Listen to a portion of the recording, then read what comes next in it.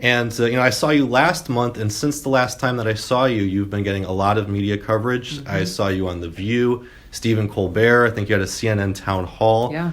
There was a PBS special about discovering your roots that you were on. So you've been getting a lot of media coverage. And from my perspective, I think that some of the coverage has been somewhat critical. The Stephen Colbert interview, for example, it was very serious, which isn't really what he does. He's a comedian, and he didn't really have a joke until the very end. I know also on The View, there was some criticism there. So I just wanted to ask you, how do you think that the media has been covering your campaign? Do you think it's been fair?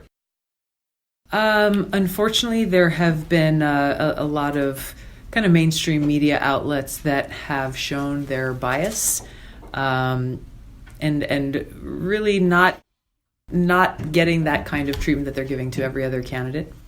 I take every opportunity that I can to speak with people like you and speak with people, whether you're new media or mainstream media, to get across my message about why I'm running for president. I have served in the Army National Guard for almost 15 years. Served in Congress now for over 6 years, and served on the Foreign Affairs and Armed Services committees.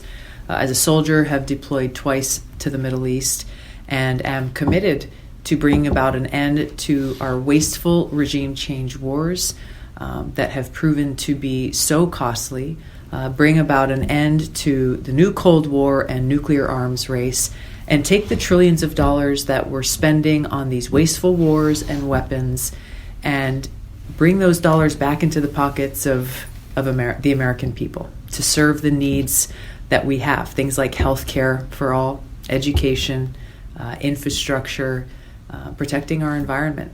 There are urgent and pressing needs that we have. We've got to get our priorities straight in this country to serve those needs. Why do you think it is that the media might be somewhat biased against you?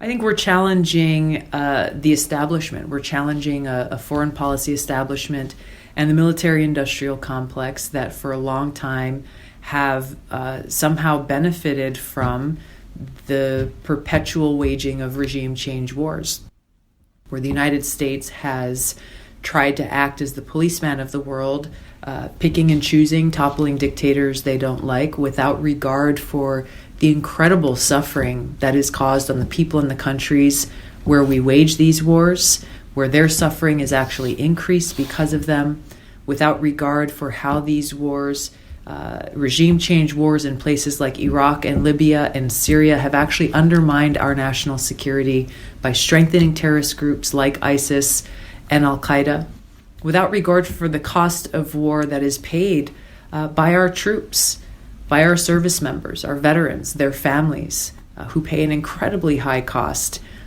for these wars. And again, without regard for the trillions of dollars that are coming out of our pockets to pay for them, dollars that are desperately needed to serve our people.